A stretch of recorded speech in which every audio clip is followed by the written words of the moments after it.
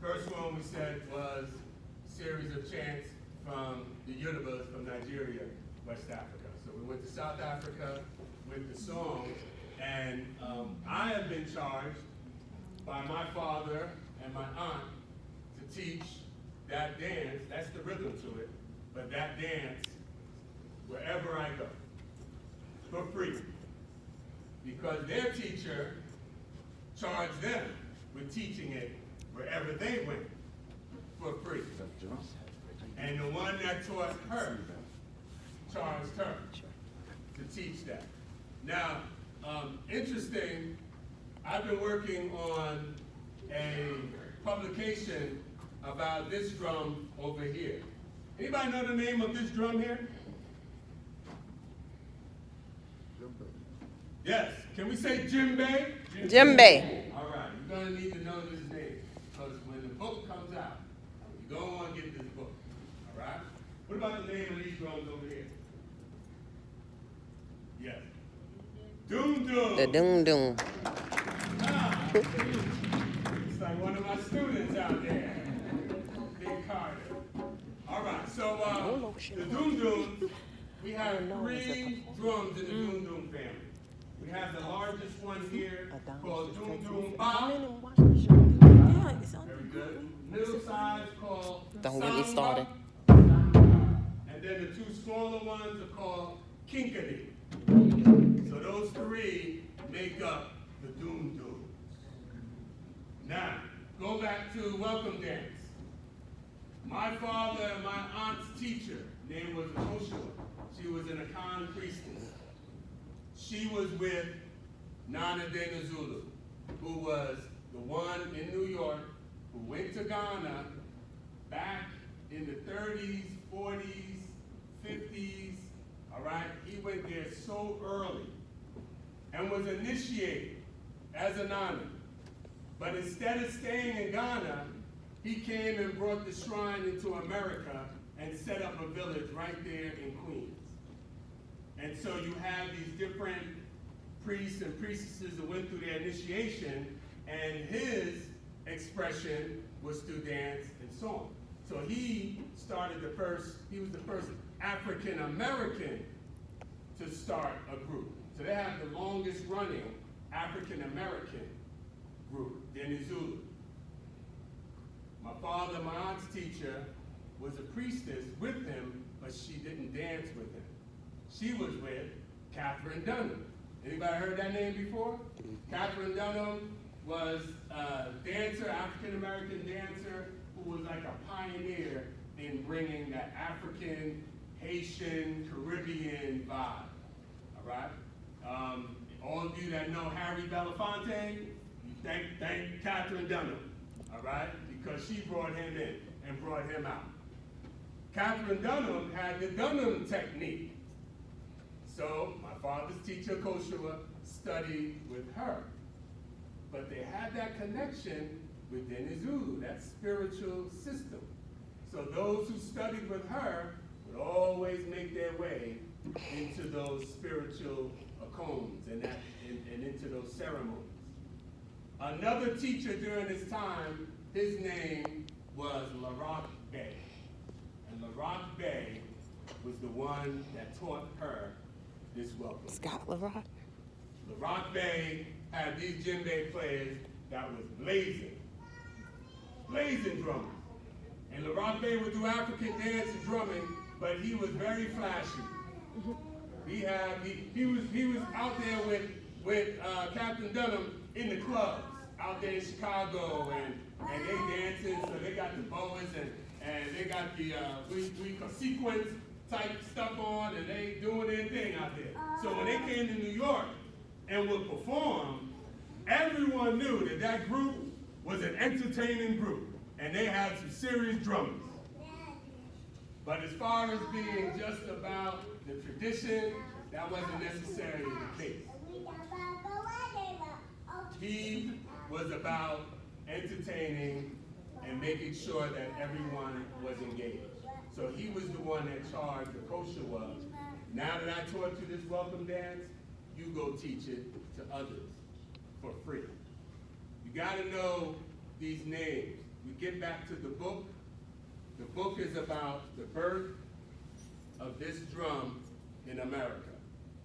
And why I say you're going to have to get it is because it's part of our history. Those of us who were born in America, who spent most of our lives in America, a lot of us don't know our contribution to the African dance and drum world.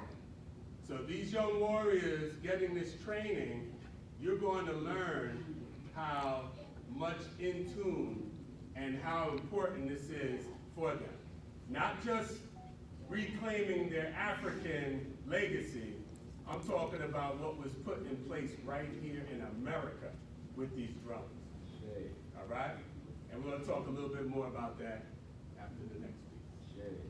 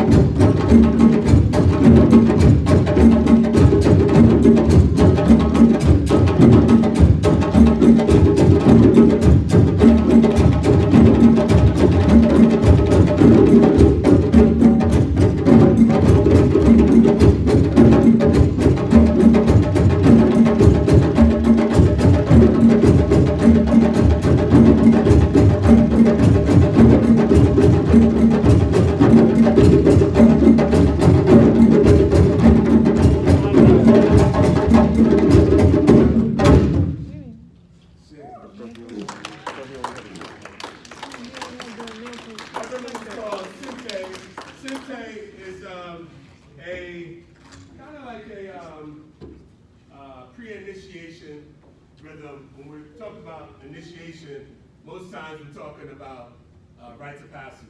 So moving into, the young ladies moving into womanhood, and the young males moving into their manhood. And you have different parts of the initiation that is required.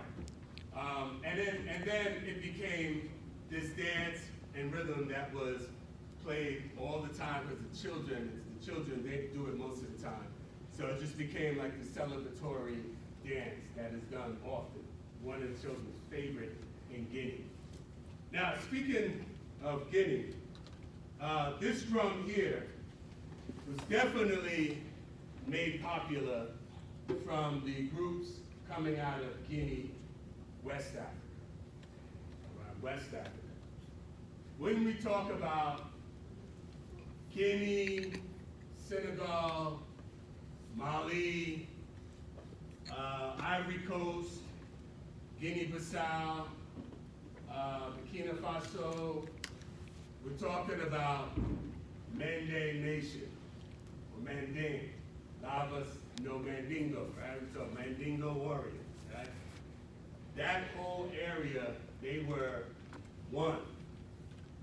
And the music that comes out of there, the music on these gymnasiums, these doom-dooms, the kora, the xylophone, which is like the wood xylophone, and some other instruments. But these drums are definitely known to come from that area. Now, what intrigued me about these drums here in America was that we could actually date when the drum first came here in America, this type of drum. We dated back to a performance by Les Ballets Africains, who was out of Guinea. The lead drummer at the time, name was Laji Kamara, from Guinea. He comes out with this drum in 1959. And it blows people's minds that these dancers are dancing, jumping way up, and stilt walkers are coming out, and this drummer is doing all these amazing sounds on this drum. People hadn't seen anything or heard anything like it. In the book, I got Miles Davis quoting what it was like for him when he saw them play. You know, Miles had a little mouth on him, right? So we got it all in the book. But most of the drummers who were here already playing, they weren't at that performance. Some of them were still kind of young. It wasn't until Olatunji, Babatunde Olatunji. Do we know that name? Babatunde Olatunji. When we talk about African dance and drumming and songs, music, this man, most people who know African music, they label him like the father, the godfather of the drum, the master drummer. And the reason being, when he was here in America, he's from Nigeria.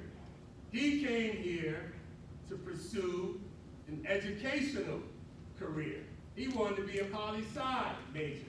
Went to school in Georgia, came up to do his master's in New York, Columbia. He was all about poli-sci, activist guy. He figured he'd make some money to keep this thing going with school, so let me go send for my drums in Nigeria, try to do a little something. Guess what? He wasn't a drummer. He was a singer. He knew his song, he knew his traditional songs, but he wasn't a drummer. He linked with one of the drummers that was here already, who was drumming, and had some friends. His name was Taiwo Devine. He's in the book. I got him. I got about 100 interviews of these people that were there in the beginning. Some of them are ancestors now, but some of them are still here. He got with this elder. The elder told him, I got a couple of friends. Let's do this. We can play, do whatever. People started hearing the buzz. Columbia Records approaches Baba. He is authentic because he's from Nigeria. He's got a great presence. The timing was right. They gave him a record deal to record. They recorded this album in 1959 called Drums of Passion. It was the most successful